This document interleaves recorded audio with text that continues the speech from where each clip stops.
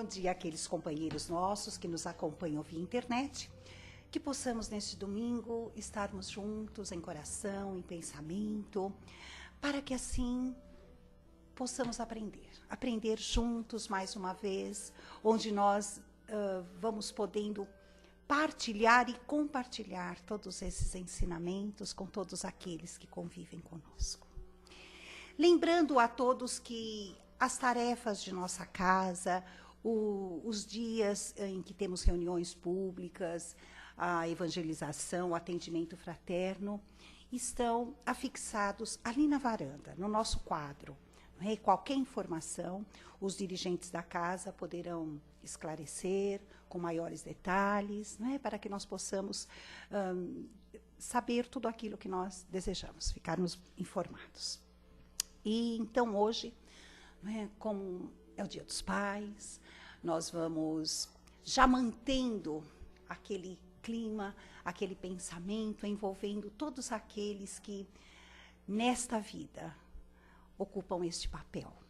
Papel esse que muitas vezes nós, como espíritos que não temos um sexo pré-determinado, também já ocupamos e iremos ocupar. Né? Mas aqueles que hoje estão em um corpo masculino, fazendo o papel de pai, possam ser coroados e abençoados com toda aquela chuva de vibrações amorosas de Deus, nosso Pai. Então vamos iniciando a nossa reunião, cerrando os nossos olhos físicos, para que possamos, dentro de nós, dentro do nosso mundo, em nosso pensamento e sentimento, buscarmos na figura de Jesus aquele achego, aquele calor que nos reconforta, que nos alimenta e que faz com que possamos unir estes nossos pensamentos também aos amigos da espiritualidade. Amigos estes que nos cumprimentam quando entramos a esta sala. Unidos a eles neste momento, nós vamos chegando a Deus, nosso Pai. Pai de amor e bondade, que em sua infinita justiça e misericórdia possamos fazer jus a tudo aquilo que espera de cada um de nós, seus filhos. A partir do momento em que aqui estamos, que nós possamos abrir nossas mentes e corações, que possamos assimilar tudo aquilo que viemos em busca, que possamos permanecer em sintonia com tudo o que o ambiente vai nos proporcionando no decorrer da reunião, no decorrer da palestra. E é assim que com a sua bênção, Pai, com a bênção dos mentores deste trabalho e desta casa, e na companhia do Divino Mestre, nós vamos dando início à reunião deste domingo. Que assim seja. E assim nós vamos acompanhando o Sérgio, que vai fazer para nós a palestra de hoje. Você quer o termo? Obrigada, Sérgio. Seja bem-vindo. Pode pegar. De qualquer forma, para nos ajudar aqui, vamos ter orientação. Bom dia a todos aqui presentes. Tá, a palestra de hoje, ela tem tudo a ver com o dia de hoje, né? Dia dos Pais. E a gente vai falar dos pais, mas não de uma forma específica da comemoração em si, mas como é uma palestra evangélica, da responsabilidade. Então a gente vai trazer as responsabilidades da figura do pai em relação a tudo que envolve a família, os filhos, a esposa e o papel que nos cabe. A mulher sempre vai ter um papel muito importante na família, sempre. Então, independente do que a gente fala, a gente sabe que a figura da mãe é aquela figura que está sempre em torno da família, equilibrando, dando força. e ajudando sempre, né? E a gente sabe muito bem que na sociedade de hoje, normalmente é a mulher que faz os dois papéis, em muitos dos casos. Então, a figura da mulher é sempre muito importante. No caso da figura do pai, nós como espíritos, vamos lembrar que o espírito não tem sexo, o sexo é do corpo. Então, se a gente for pensar dessa forma, nossas experiências vão passar tanto na figura de homem, em alguns momentos, na figura de mulher, em alguns outros momentos, e a gente precisa dessas experiências para a gente poder crescer como espíritos, como seres, e que o nosso interior possa fazer de nós melhor. E nada como a experiência, porque quando estamos no mundo espiritual, nos é dado a chance de aprender, nos é dado a chance de crescer espiritualmente, mas o intelecto. Um exemplo claro é nos dado lá no Missionário da Luz. André Luiz, ele está acompanhando várias situações, ele vai lá no Ministério da Reencarnação, está lá reconhecendo, de repente, o mentor vem falar, agora você vai acompanhar uma reencarnação. E ele vai lá e conhece um espírito que está fazendo um trabalho muito bonito lá no mundo espiritual. Está lá atuando, fazendo muitas coisas, fala, nossa, interessante esse espírito, realmente, ele é muito esforçado. O nome dele é Segismundo. Muitas pessoas já viram a história dele, né? Segismundo, então, está fazendo um trabalho muito bonito lá no mundo espiritual. E aí ele é informado que, chegou a hora de você voltar para a Terra. Você vai voltar, vai reencarnar. E a gente percebe nas leituras de André Luiz, não é uma só, em várias, lá no nosso lar a gente vai ver isso, quando o espírito ele precisa voltar, a carga do retorno, né? Vou voltar, eu vou enfrentar de novo as dificuldades. É aqui na Terra, é aqui que a gente vai pôr à prova aquilo que a gente aprende. E até a gente percebe lá na leitura que lá o Segismundo, mas eu estou fazendo um trabalho, deixa... quer dizer, ele não queria muito voltar, né? Mas porque tinha resgates ali. Ele fala, não, tem que voltar, acabou, a gente arruma outra pessoa para continuar o seu trabalho, não tem problema não. Mas o André Luiz, então, ele vai se inteirar da história. E ele vai até a casa de um casal, tem um casal lá com um filho, e esse casal, então, eles não queriam mais ter filhos, e aí há um interlocução com a família lá, espiritualmente, porque quando a gente dorme, a gente... ao desdobramento de todos nós, a gente vai para o mundo espiritual. Mas por que eu não lembro? Porque quando a gente volta, e o André Luiz explica isso muito bem, o nosso cérebro material não comporta lembrança espiritual. Então, quando há o retorno do espírito para o corpo, há o choque. E esse choque faz com que a gente não lembre, a gente tenha imagens, noções, mas não a lembrança nítida. Mas o sentimento fica e a lição também fica, porque o espírito guarda. Então, sempre a gente está em desdobramento no mundo espiritual. E numa dessas aí, eles conversam com um casal lá. Olha, é bom que vocês voltem, porque tem para dar chance para esse nosso amigo. E André Luiz vai saber da história, que no passado, tanto o pai, aquele pai que está meio indeciso de ser pai novamente, quanto o Segismundo se conheciam. E se apaixonaram pela mesma mulher numa vida passada. E nessa... embate, Segismundo acaba matando este que seria o seu pai. E aí, o que acontece? Passa-se o tempo, Segismundo vai para o mundo espiritual, ele está lá no trabalho espiritual, se recuperando, melhorando, mas tem que voltar. E aí, a gente percebe na leitura também que esse pai ele começa a ter dificuldades muito grandes, porque afinal de contas, ele vai receber na sua casa quem o matou numa vida passada. A gente não lembra das situações da vida passada, graças a Deus que a gente não lembra das situações da vida passada. Mas o sentimento fica. O sentimento fica. A gente não tem a lembrança nítida, mas o nosso sentimento fala por si. O que acontece, então? É óbvio que o Segismundo, quando reencarnasse naquela vida, ele ia ter uma ligação muito forte com a mãe, mas e com o pai? Ali é que tem que haver o trabalho do pai com o filho, para a reconciliação, do filho com o pai, para buscar esse perdão, e do pai com o filho para perdoar e para superar essas dificuldades. Aí está a mágica da família, né? A família é para isso. Quando nós vemos na reconciliação da família, é para que haja essa transformação. A família, ela nos faz transformar-nos. E a figura do pai? A figura do pai é importante, né? Qual o papel do pai, então, nisso tudo? A gente vê ali, nessa lição do André Luiz, que é muito importante, porque é o pai que cede naquele momento. Tá bom. Mas o que acontece a partir dali? A verdadeira luta e o sacrifício vai acontecer quando esse filho vier. Porque ali vai começar o embate, ali vai começar a transformação. Por que aquele pai tem tanta dificuldade com aquele filho? Porque o sentimento é tão diferente, é distinto. Ele não sabe, porque ele não vai lembrar, mas ele vai sentir. E o filho com o pai? Aquela dificuldade que ele tem, aquela raiva interior, ou aquela... Nem tanto é raiva, muitas vezes é aquele sentimento, aquele distúrbio interior que ele não sabe explicar o que é, mas ele não consegue entender ou mesmo se fazer entender por aquele pai. É ali que tem que haver amor, compreensão, que aquelas rusgas têm que sumir. Esse é o ponto principal.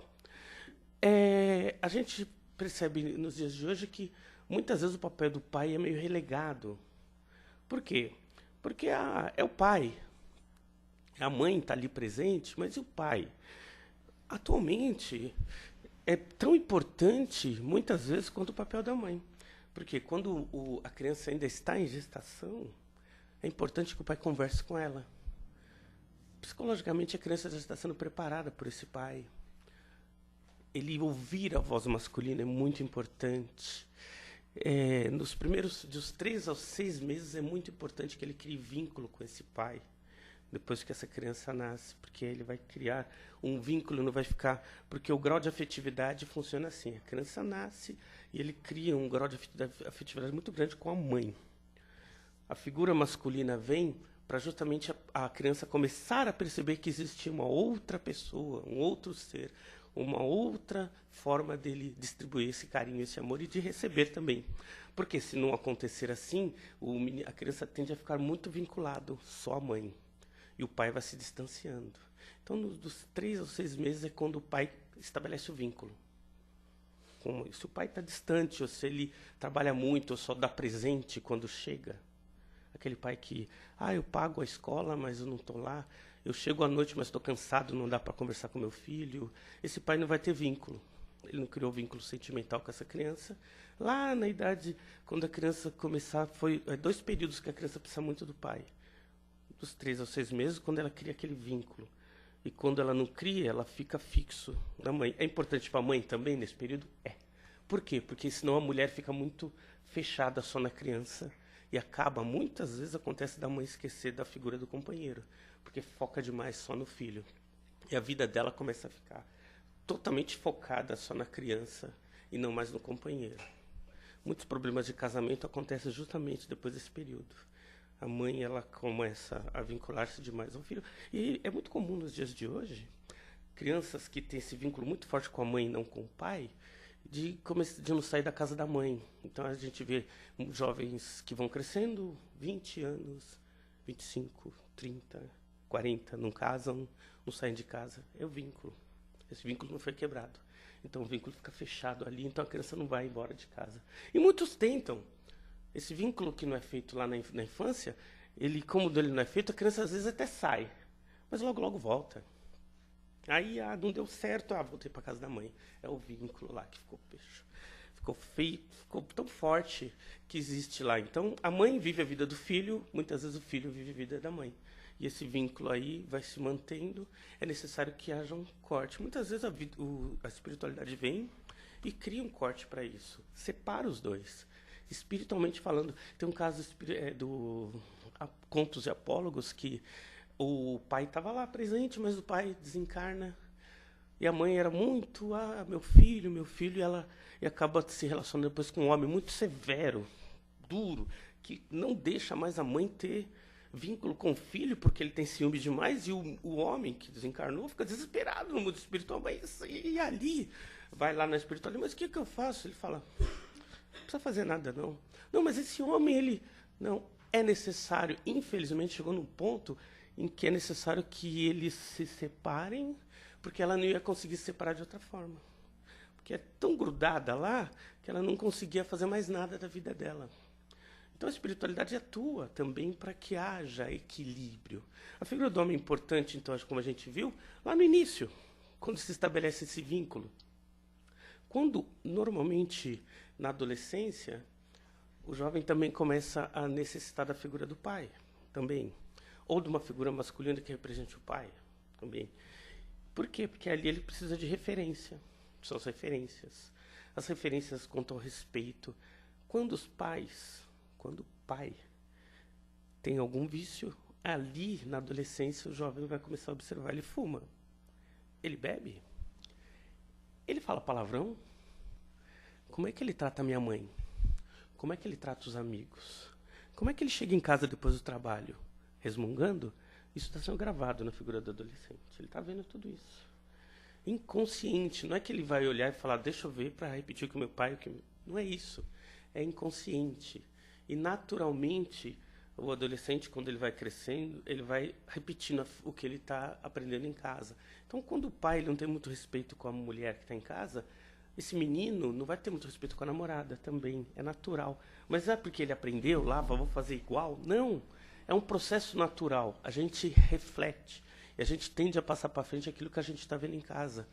Se em casa se fala-se muito palavrão, eu tendo a falar palavrão.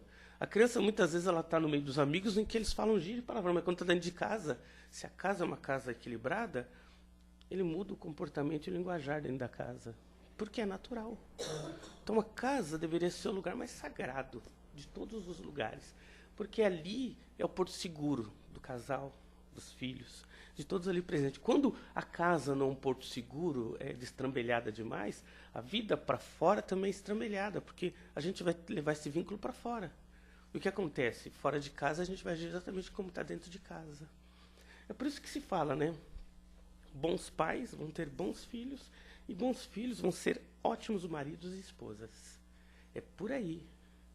E é o que acontece com relação ao criar os vínculos. Como é que se cria o vínculo? O pai tem que procurar esse vínculo desde a infância. Muitos pais compram vínculo com brinquedos, né? Porque não tem tempo, porque trabalha muito, então não criou o vínculo. Não adianta. O vínculo é sentimental, é brincar, é tocar, é conversar, é estar presente. Muitas das vezes, e aí acontece na sociedade de hoje, separação. Ah, mas como é que a doutrina espírita trata a separação? Olha, lê capítulo 22, o Evangelho do Espiritismo. Jesus falou, olha, Moisés lá atrás, ele estabeleceu o divórcio porque o homem ainda é egoísta demais. Então, a separação é prevista no Código de Lei, porque não é uma lei eterna, vou viver amarrado na pessoa. Joana de Anjos comenta, né?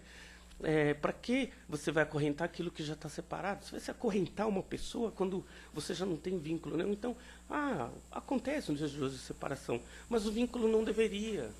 Aquele pai mesmo separado deveria manter o vínculo com a criança, manter-se antenado com ela, saber o que ela precisa, ter o vínculo sentimental, porque no fundo a criança precisa muito desse vínculo com o pai. Ele precisa do vínculo, de manter-se uma ligação, para que haja o equilíbrio emocional, sentimental, e para que ela cresça equilibrada. É importante isso. E o que acontece em muitos casos, em muitos lares é comum acontecer isso, que como a mulher ela fica muito tempo com o filho, muitas das vezes ela que está dando as normas, ela muitas vezes ela não deixa o pai entrar com esse, não só com vínculo sentimental, mas mesmo com o vínculo de autoridade. Muitas vezes a mulher é muito responsável por quebrar isso. Não deveria. Deve haver um equilíbrio entre os dois, para que tanto um quanto o outro participe da criação e desse vínculo. Não é interessante mesmo, e a gente percebe muito isso, não só quando o casal está junto, e quando a mãe é muito autoritária, então o pai ele se torna uma figura na casa e não uma pessoa também tão equilibrada quanto, e a criança busca quem tem mais autoridade. É comum, vai respeitar quem tem mais autoridade.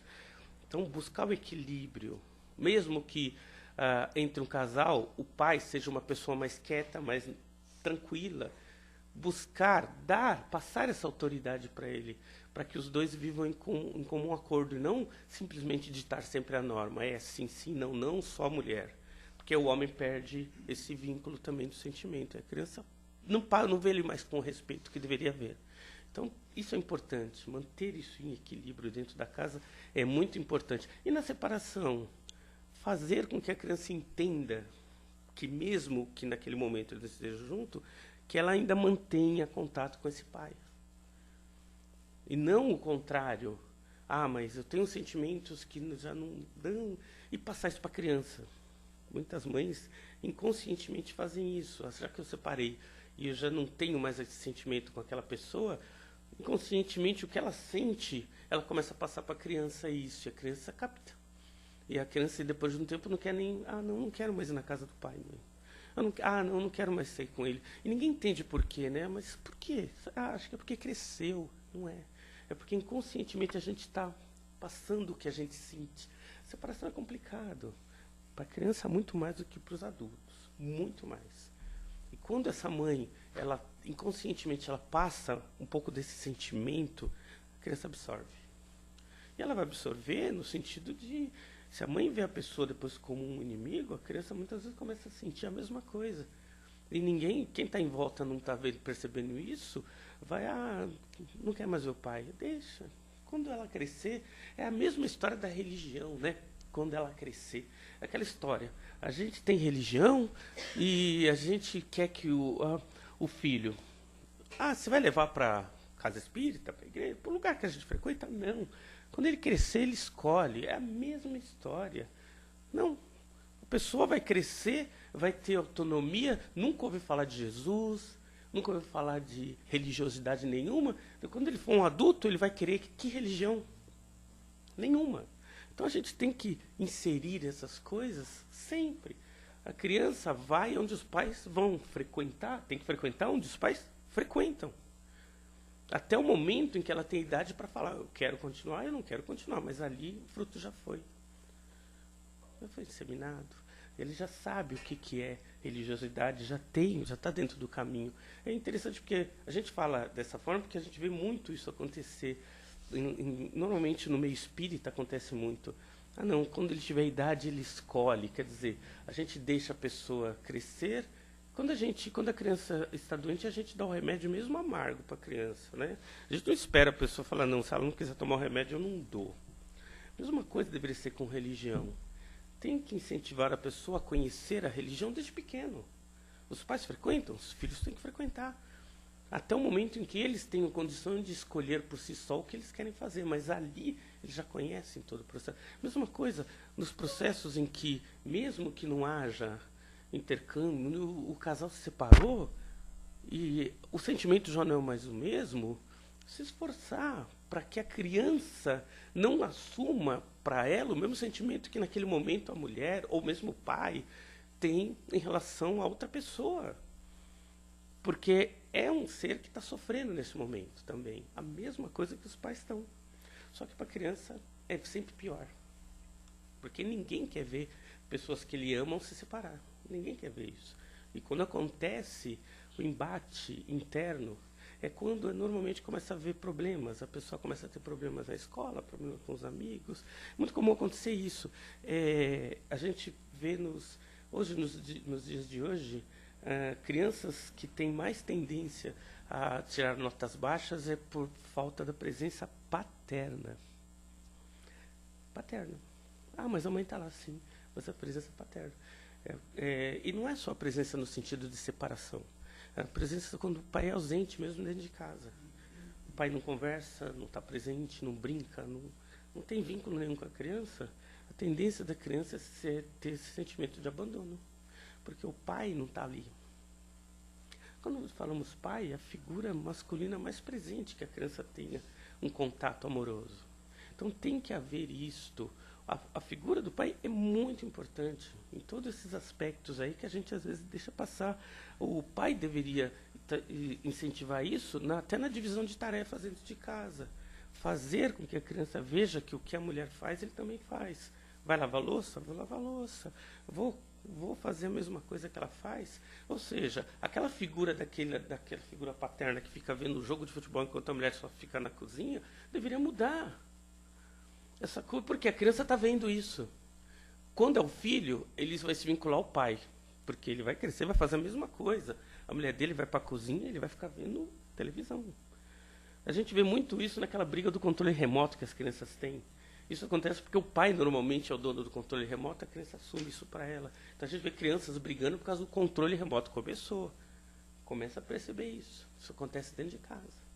Já começou. Então, olha como é que as crianças estão vendo a figura dos pais ali, né? Porque isso tem que mudar. Tem que haver mais interação para que as pessoas entendam melhor como é que funciona o vínculo familiar dentro de casa, né? O que é mais importante, então, se a gente for ver dentro de uma família? A relação da mãe com o filho, do pai com o filho. Vocês acham que tem peso? Pergunta para vocês. O que tem mais peso dentro da casa? A figura da mãe com o filho ou dos pais com o filho? Hein, gente?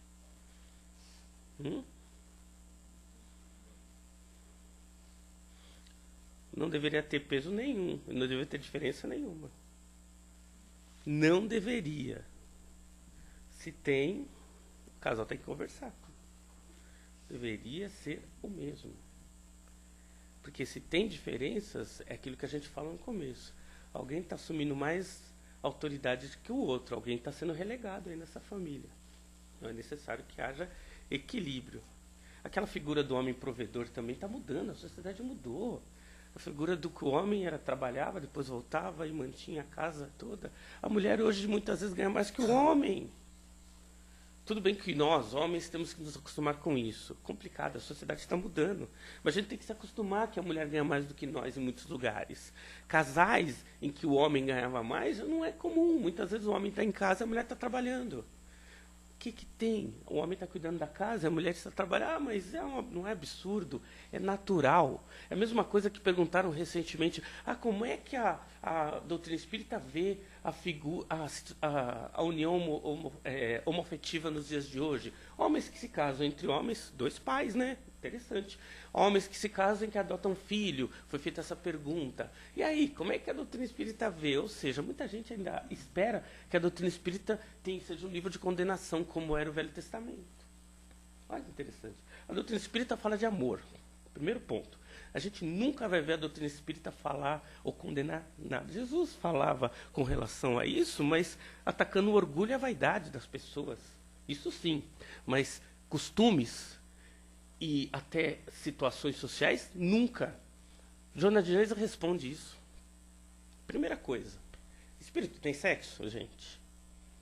Não. O sexo está no corpo. Então a doutrina espírita nunca vai falar contra nenhuma coisa com relação à sociedade, socialmente. E a Joana de Anjos responde, olha, onde houver amor, onde houver aquela doação de sentimento em que a pessoa quer fazer o bem, ali vai continuar havendo evolução, gente. Esse é o ponto. A sociedade muda, a gente se acostuma com os modos e continua amando.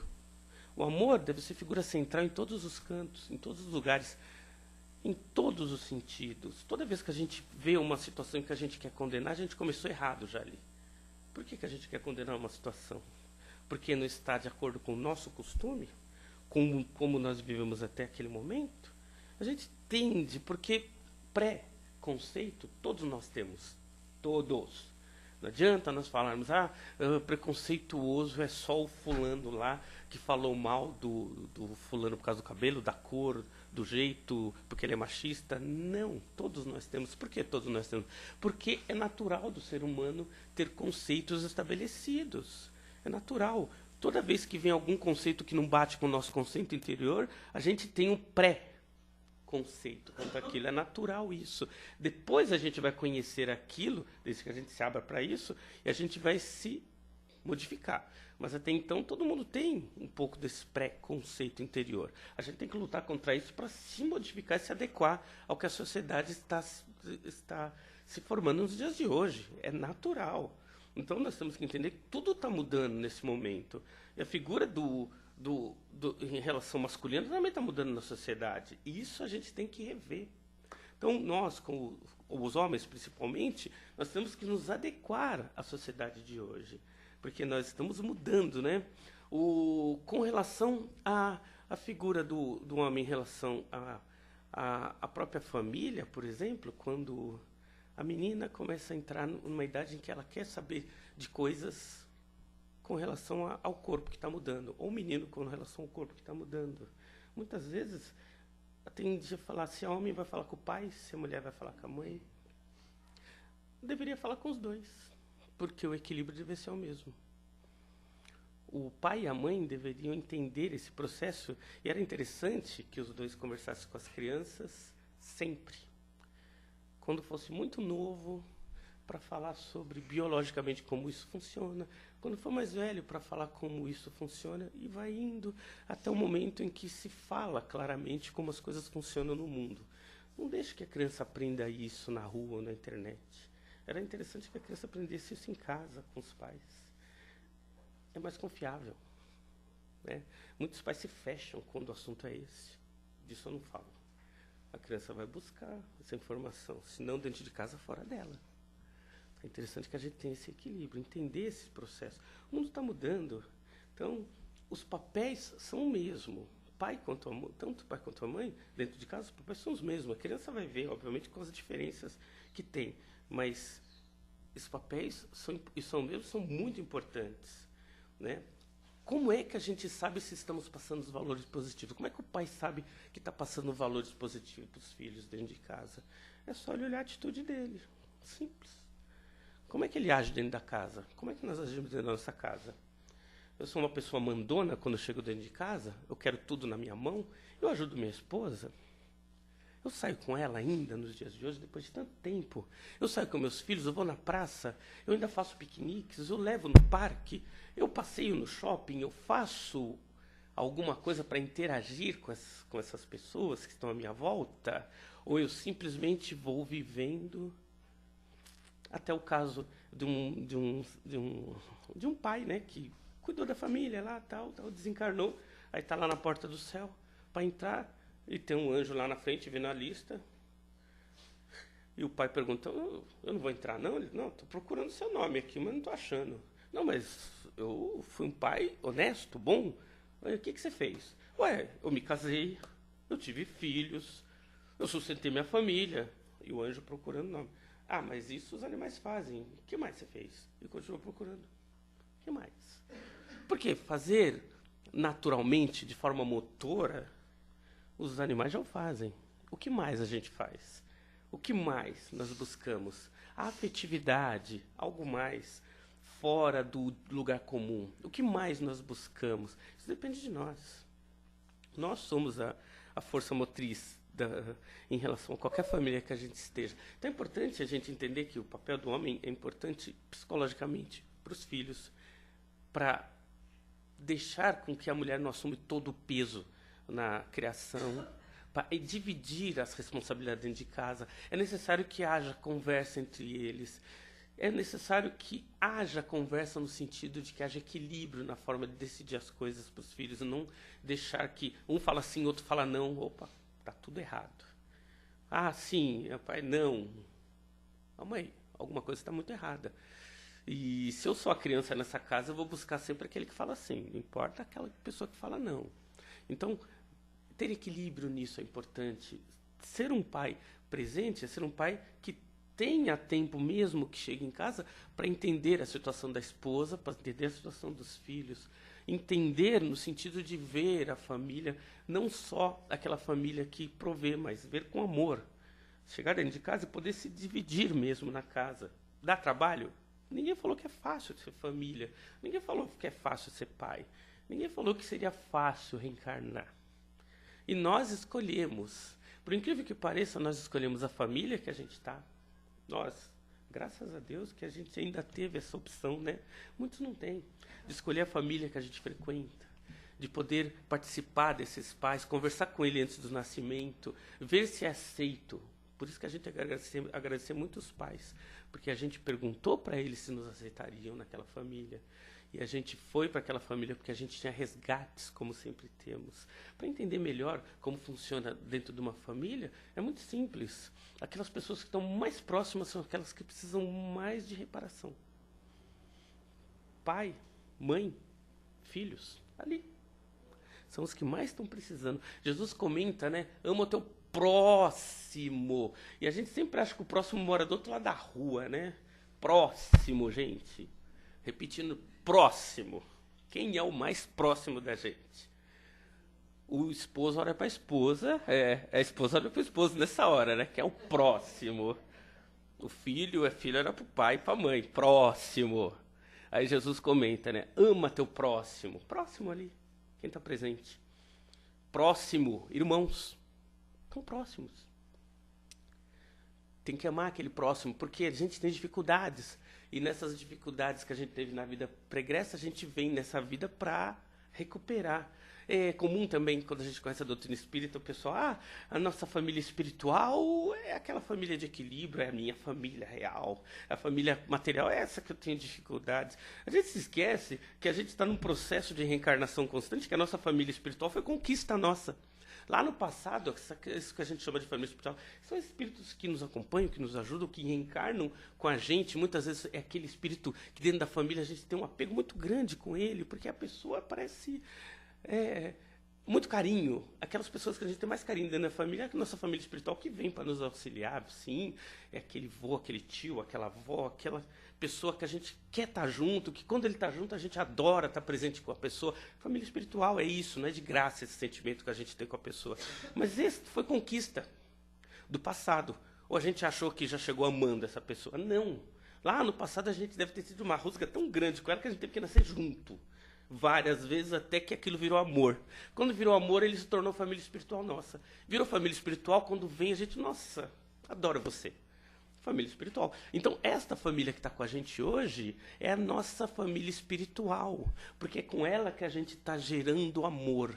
É com ela, é com o esposo, com a esposa, com o filho. Essas pessoas próximas que está se tornando nossa família espiritual. São esses mesmos que vão, no futuro, nos ajudar, nos auxiliar nas próximas encarnações mais complicadas nossas. Porque eles são conquistas de hoje que vão vir para falar, olha, deixa eu ir lá porque eu preciso dar uma ajuda para ele, para ela, de novo, porque a gente precisa crescer junto. Então, família espiritual é conquista. A gente está conquistando sempre, a todo momento. Então, estar aqui presente com a família, com o pai que está ali, com a mãe que está ali presente, é uma dádiva, porque é uma chance que a gente tem para resolver problemas. Os orientais, eles falam o seguinte, isso aí é dos budistas. Eles comentam que os laços de famílias são assim. A gente não adota isso, mas eu acho interessante a teoria de que quanto mais próximo, maior a necessidade de que a gente tenha que nos dar bem, né? E quanto mais distante essa familiar, a gente já teve problema, mas eles são pessoas que a gente já conquistou. Então, quando virou lá primo, olha, no passado eu tive problema com ele, mas agora eu não preciso. Então, ele nasce um pouquinho mais distante, sobrinho, neto. Olha o amor que a avó tem com o neto, né? É porque lá no passado a gente teve problema e vem como neto, quer dizer, já passou. Então vai distanciando a família, vai distanciando essa necessidade de apego, de necessidade de transformação. Quanto mais próximo, então, a gente percebe. É aqueles que a gente precisa realmente conquistar. Quanto mais distante, a gente já conquistou. Então ele já nasce numa distância maior. O primo do primo, o cunhado do cunhado. E é interessante a condição que a espiritualidade nos coloca. Que eles dizem o seguinte: toda vez que há necessidade da gente criar vínculos familiares, a providência divina faz com que seja necessário. Só para vocês entenderem o que eu estou falando é o seguinte: imagina que você passa por um problema financeiro muito grande e vai morar com a sogra, na casa dela, com o filho da sogra, com não sei o que, aquele problema todo. É necessário porque eu preciso superar aquela dificuldade que eu tenho com aquela pessoa, com o sogro, com a sogra, com o cunhado, com o primo. Então a gente vai tudo junto ali. Providência divina. Ah, mas foi necessidade financeira. Não, foi providência divina. Toda vez que a gente se acumula ali, então a gente se acumulou naquela situação de penúria, porque precisa passar por aquilo, necessidade da alma. Assim como a necessidade da alma, quando nós nascemos, por exemplo. Por que eu sou filho único? Necessidade de espírito. Ah, por que eu sou o filho mais velho da família? É necessidade de espírito, a responsabilidade com o mais novo. Ah, por que eu sou o caçula? Necessidade de aprender. Olha para o mais velho, vê o que ele está fazendo. Serve de exemplo para mim. Nada acontece à toa. Por que somos gêmeos? Necessidade de convívio. Um com o outro. É necessário que haja trocas. Nada acontece por acaso. Por que minha família é pequena? Só tem um pai e mãe. Viu? Necessidade de se dedicar mais àqueles que estão próximos. Por que minha família é enorme? A necessidade de convívio com mais pessoas. Eu tenho na espiritualidade é interessante porque nada aconteceu porque caímos aqui. Tudo é uma providência divina para nos transformar.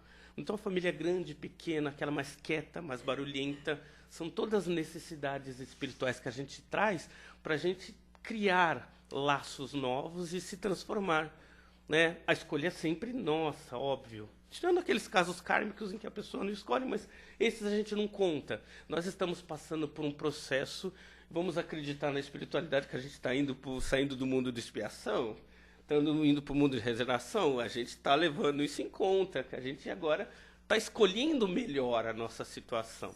Mas para escolher isso, a gente precisa também aprender a amar. A gente precisa respeitar essa chance que a gente está tendo com a família. Olhar com mais amor as pessoas que estão à nossa volta. Olhar com mais carinho as pessoas que nos estão próximo. Para pai, mãe, filho. Olhar tudo com mais carinho e ver que aquilo... Imagina o trabalho que dá juntar essa família nossa.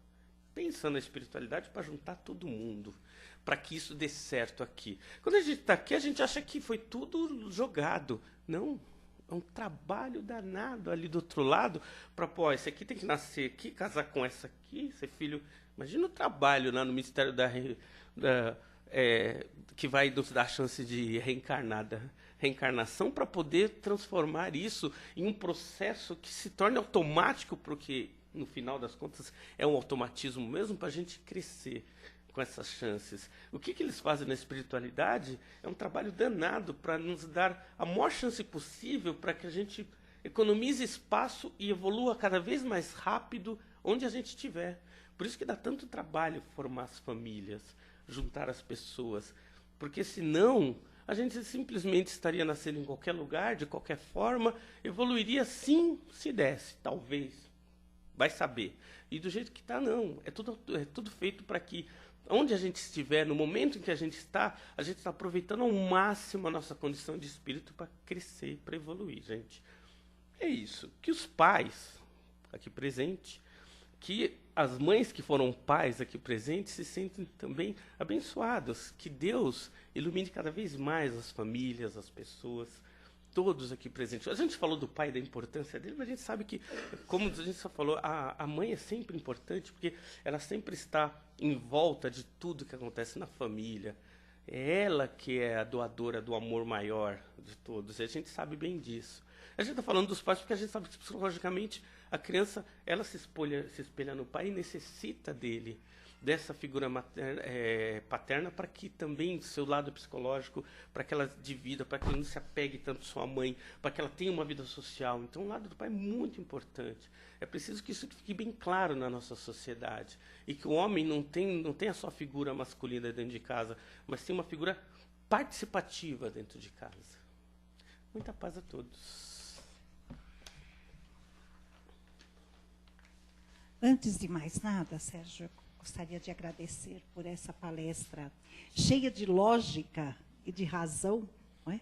Onde nós vamos nos encaixando aí em cada papel. Muito interessante isso tudo, né? Não é adivinhação, não, é lógica mesmo. Sim. É lógica. Alguém gostaria de fazer alguma pergunta, alguma colocação, algum comentário? Adoro a participação desse grupo nosso, viu? É que nós ficamos na dúvida, né? Será que foi bem explicado? Não? Ou não? Ou não. Obrigado, Sérgio, pela palestra. E eu estava lembrando aqui, uma vez eu escutei de um gaúcho, né? Esses ditos populares, né? Que a fruta nunca cai longe do pé, né? Então, eu estava me lembrando que você falou, né? Que depende muito dos pais essa orientação aos filhos para que eles consigam fazer o voo solo, né? Isso. E não o contrário, né? Isso é muito da filosofia também japonesa, né? Também. Eles seguram os filhos até os 18, depois soltam, né? E o americano já é o contrário. E soltam logo cedo. Dá um pontapé para ele... Então, as sociedades também são diferentes, com seus resultados bons ou não. Ah, né? sim. Bons ou não. Mas a gente vê, pela experiência de vida, você falou do provedor, a gente passa por essas diversas fases. Eu acho que é isso que é importante para a gente, é a gente poder ver o que está faltando para poder seguir adiante, né? Para melhorar, né? Isso mesmo. Então, eu acho que essa conscientização é muito grande. Eu acho que a gente aprende uma profissão, a gente aprende um idioma, mas a gente deveria aprender a ser pai, porque não tem esse curso. E muita gente acha que, como a parte material é a mais imediata, né? Não, eu não consigo estar com os meus filhos, mas eu mando o táxi buscar na danceteria, na noitada e tal. Então, é isso que a gente vê que a gente precisa resgatar, né? Exatamente. É o contato mesmo, né? É o contato mesmo, né? Então, acho que isso é muito importante e é bom você estar relembrando isso para a gente ver onde a gente... Opa, aqui eu acertei, opa, aqui eu já errei, né? Então, vamos ver o que a gente faz para melhorar, né? Exatamente, para todos nós, né? É importante isso. Você falou de diferenças de sociedade. Hoje a gente vê, por exemplo, muitos casos em que nas periferias crianças estão... a maioria dessas crianças que estão ficando grávidas muito cedo também, falta de estrutura familiar, né? A falta do pai presente, só a mãe trabalhando, está gerando muito essas crianças que sem a figura...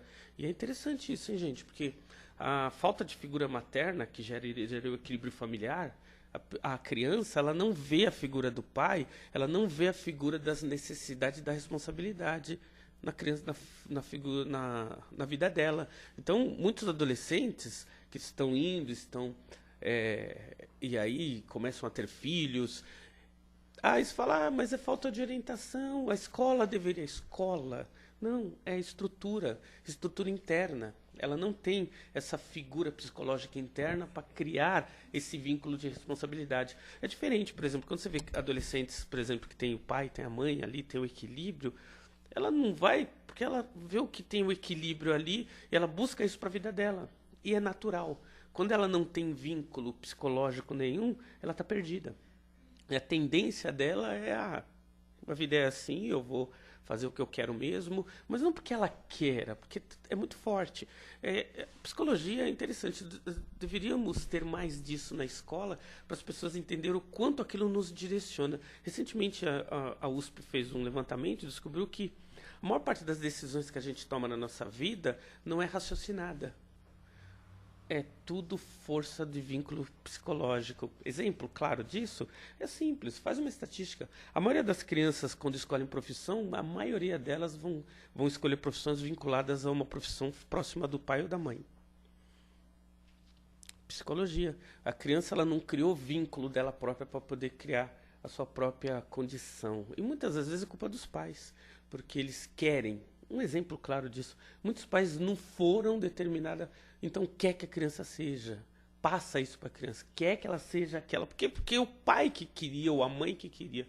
Eu queria ser advogado. Conheço um pai que o sonho dele era ser advogado. Os 2 filhos são advogados hoje. Aí se perguntar para mim, mas será que é o sonho dos filhos? Pois é. Sérgio, obrigada. Nós poderíamos ficar aqui um tempão ouvindo o decorrer e a consequência desse assunto, né? Mas vamos deixar para uma outra oportunidade. Obrigada.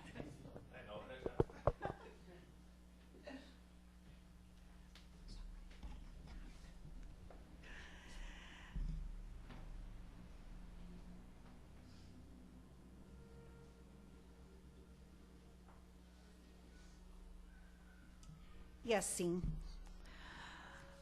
nós vamos unindo novamente os nossos sentimentos e pensamentos. E na figura de Jesus, o nosso mestre,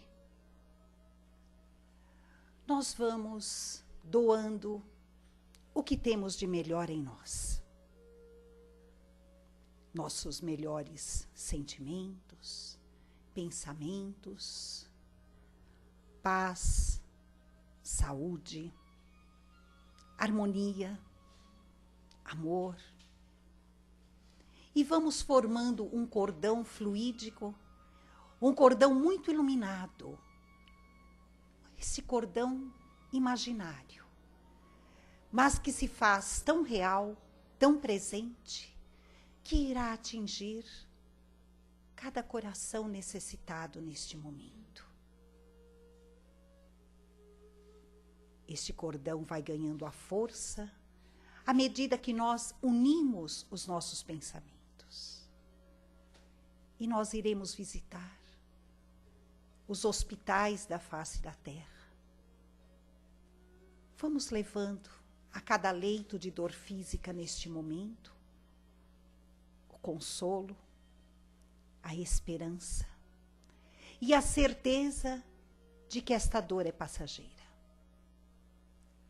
Que os médicos, enfermeiros, todos os seus auxiliares possam captar a inspiração que vem de Deus, nosso Pai, para levar o remédio certo a cada um que sofre neste momento. Vamos levando este mesmo pensamento, envolvendo carinhosamente os nossos lares. Vamos visitar as nossas casas neste momento. Vamos visitando cada cômodo, cada aposento do nosso lar. E vamos deixando em cada um deles uma luz muito intensa. Que essa luz contagie a todos aqueles que por ali passarem. E que possamos, neste mesmo pensamento e sentimento iluminado, fazer com que a nossa semana assim permaneça. Contagiando, com alegria, com positivismo, com otimismo, todos aqueles que conosco conviverem no decorrer da semana que se inicia. Que possamos ser os verdadeiros ceareiros de Jesus, plantando a paz, a alegria, a esperança, a mão estendida, o ombro amigo. Vamos praticar aquilo que o Mestre nos ensina. Não é impossível. Vamos dar o primeiro passo. E nós vamos receber a alegria de estarmos praticando o cristianismo como aprendemos. É assim que nós agradecemos por aqui estarmos. Pela reunião que tivemos, pela palestra que ouvimos, pelo muito que pudemos dar e receber. Nós vamos encerrando esta parte da nossa reunião, agradecendo aos amigos que nos acompanham pela internet, que possamos novamente no próximo domingo compartilharmos destes momentos. E assim, nós vamos aguardando para que possamos receber o passe, agradecendo aos mentores desta casa, a Jesus, o irmão maior, e que Deus nos abençoe. Que assim seja.